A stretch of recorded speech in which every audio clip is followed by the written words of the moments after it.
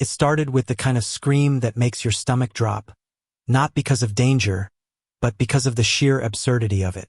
Karen stood in the middle of the cul-de-sac, her phone pressed against her ear, shouting loud enough for half the neighborhood to hear. "Yes, officer. I need immediate police response. There's a woman loitering, suspicious, possibly trespassing, right here in front of my house. She looks like she might be hiding something under her shirt." Her voice was shrill, authoritative, and dripping with entitlement. The woman she was describing was my wife, Elena, 9 months pregnant, carrying a basket of folded baby blankets we had just washed at my mother's place down the street. Elena was due any day now, her belly round, her steps careful but steady. She wasn't trespassing, she wasn't loitering. She was simply walking back home with soft laundry for the nursery. I froze at first, too stunned to process what I was seeing. Elena stood in disbelief, clutching the basket against her stomach as if it might shield her from the venom Karen spat into the phone. "She looks dangerous," Karen screeched. "I don't know what's hidden under there. It could be weapons, drugs, anything. Hurry." The absurdity hit me like a punch to the chest. Karen, in her smug righteousness, was literally calling 911 on a pregnant woman about to give birth. Neighbors started to peek out from their windows, curtains twitching, doors cracking open. Some looked horrified, others embarrassed, as if ashamed the circus was unfolding in front of their homes. And then Elena, with all the dignity and grace she could muster, set down the basket, placed her hand on her swollen stomach, and asked Karen in the calmest voice I'd ever heard, "Do you honestly think this is anything but a baby?" But Karen only smirked, tapping her clipboard like she had caught us committing a crime. "Rules are rules," she said. "Suspicious behavior is suspicious behavior. The HOA doesn't tolerate loitering. Not even from freeloaders like you." Freeloader. That word burned through me like fire. Elena and I had poured sweat and savings into our home, paying dues and taxes like everyone else. We didn't ask for special treatment. We just wanted peace. And here was Karen, twisting my wife's pregnancy into a weapon, spinning lies to the police as if she were defending the neighborhood from some phantom criminal. I pulled out my phone, hands shaking, and started recording. If Karen wanted a stage, I was going to give her one, and this time the spotlight wouldn't protect her.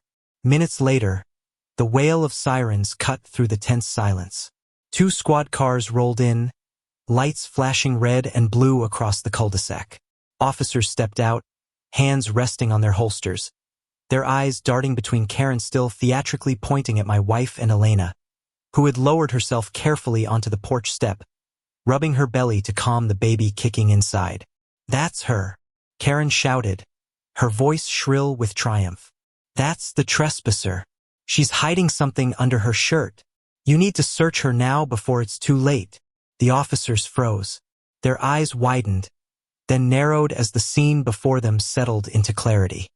One of them, a tall sergeant with a hardened jawline, turned to Karen and asked slowly, "Are you talking about this pregnant woman? The one clearly 9 months along?" His tone carried disbelief, almost bordering on anger. Karen doubled down. "Pregnant or not, you don't know what kind of people she brings into this neighborhood. We can't just let anyone loiter around with bulging bags under their clothes." Her words dripped with paranoia and venom, and suddenly the weight of what she had done struck the entire block like thunder. Elena tried to rise, but I rushed forward, helping her to her feet as the sergeant gently waved us aside. He turned his full attention to Karen, his voice sharp now. "Ma'am, do you realize you just called emergency services to accuse a pregnant woman of concealing contraband under her stomach? Do you understand the seriousness of filing a false report?" The crowd of neighbors had gathered closer now, murmurs rising, phones recording from every angle. Karen's smug grin faltered, her cheeks reddening, but she wasn't ready to let go. "I was just doing my duty as HOA vice president," she snapped, "keeping our community safe. If you don't enforce standards, this place will fall apart." That was the moment something shifted. A voice from the back of the crowd rang out, "Karen, you're the reason this community is falling apart."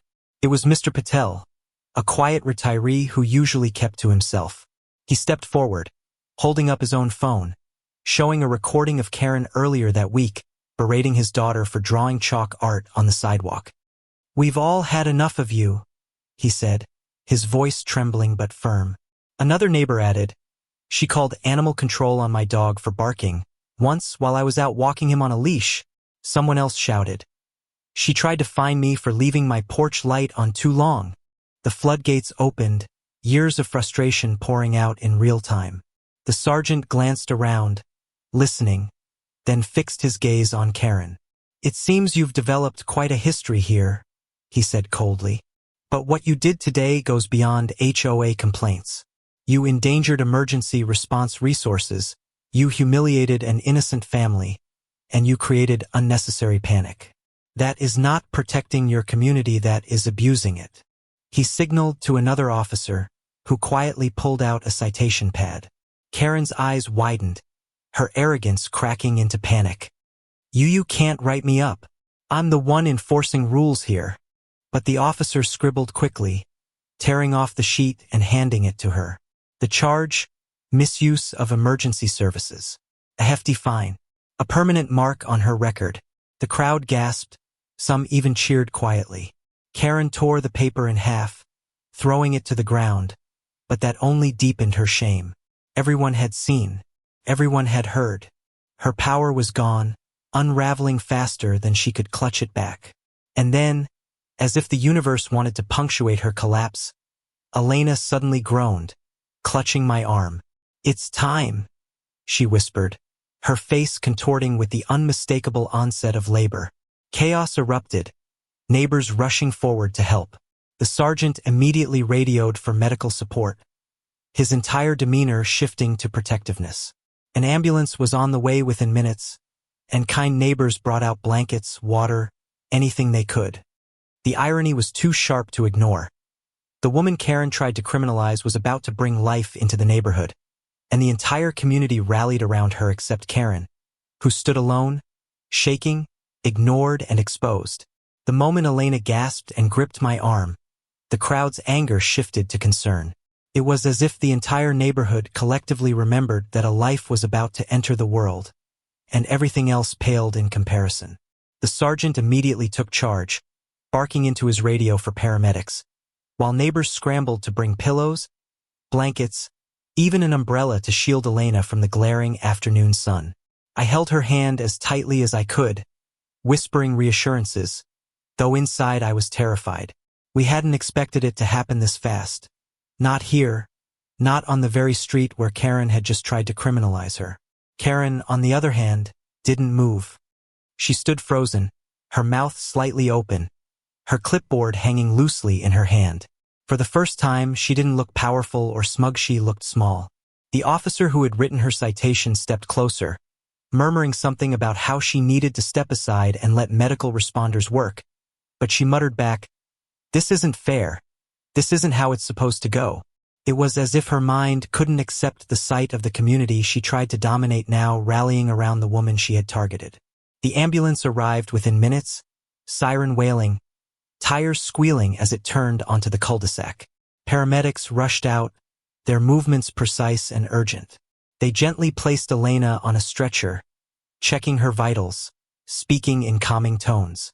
One of them asked me if I wanted to ride along, and I nearly stumbled as I said yes, my heart pounding like a drum. Before they loaded her in, though, the sergeant stepped forward and placed a firm hand on my shoulder. "We'll deal with her," he said, tilting his head toward Karen. "You take care of your wife. That's what matters right now."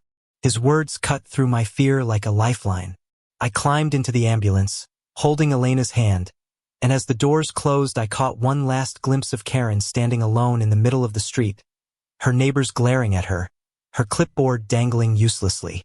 That image stayed burned in my mind like a painting of arrogance unraveling.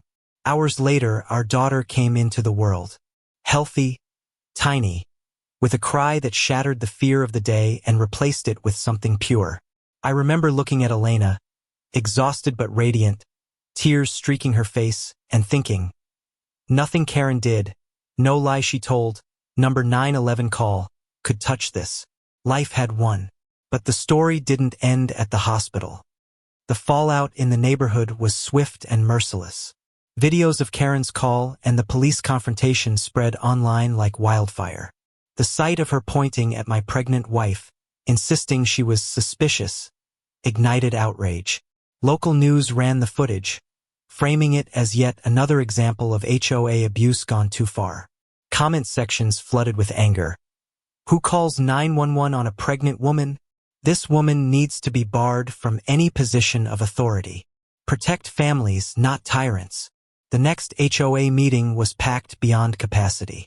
People who hadn't attended in years showed up, faces tight with anger, ready for change. Karen tried to walk in like nothing had happened, chin high, papers tucked under her arm, but the atmosphere was different now. She wasn't feared. She was despised. Every seat turned toward her with cold stares. She opened her mouth to speak, but the president of the HOA, the one who usually bent to her, will cut her off.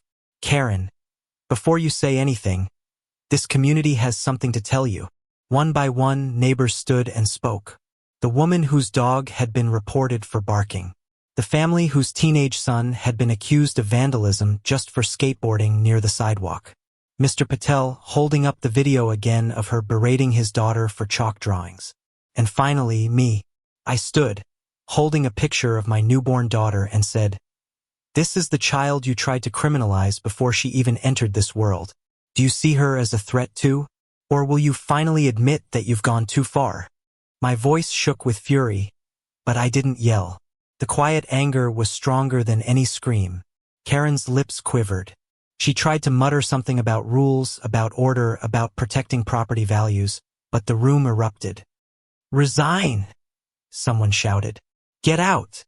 another yelled. The chant spread, louder and louder until it was a roar.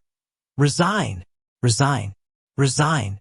For the first time in her reign of terror, Karen's authority shattered completely. She stammered, her face crimson, clutching her papers to her chest as if they could shield her. Finally, with no allies left, no ground to stand on, she muttered, "Fine. You'll regret this. You'll see." And she stormed out, the slam of the door echoing like a final curtain drop. Her resignation became official the next week, though she tried to frame it as stepping back for personal reasons. No one bought it. She was stripped of her HOA title, her fines unpaid, her reputation ruined. She went from the woman everyone feared to the neighbor everyone pitied or despised. But the neighborhood was reborn. Without her iron grip, people began to breathe again. Kids played freely in the streets without being photographed or reported. Neighbors helped each other with projects instead of tattling over minor violations. The HOA even voted to rewrite its bylaws, focusing on safety and community instead of control and punishment. For the first time, it felt like a neighborhood instead of a dictatorship. Months later, on a warm spring day, Elena and I held a small gathering in our yard to celebrate our daughter's first few months of life. Families came, bringing food and laughter. Someone brought balloons, another set up a grill. At one point, I looked around and realized something remarkable. The same neighbors who once whispered in fear of Karen were now sitting together, smiling, trading stories. Unity had replaced fear. And then came the twist none of us expected. The sergeant who had responded that day showed up, not in uniform, but in casual clothes, carrying a small gift bag. He handed it to Elena with a smile. Inside was a tiny onesie with the words "Neighborhood Hero" stitched across the front.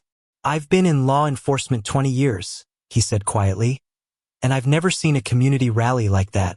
Your daughter came into this world on a day that reminded people what matters. She'll grow up knowing she changed things before she could even walk."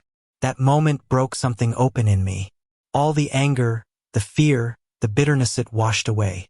Karen had lost, but it wasn't just about her downfall. It was about what rose in her absence. Community stronger, family whole. A child born into resilience instead of fear. As for Karen, she faded into the background. Her house grew quiet, her yard neglected. Sometimes I'd catch glimpses of her shuffling out to her mailbox, eyes downcast, no clipboard in sight.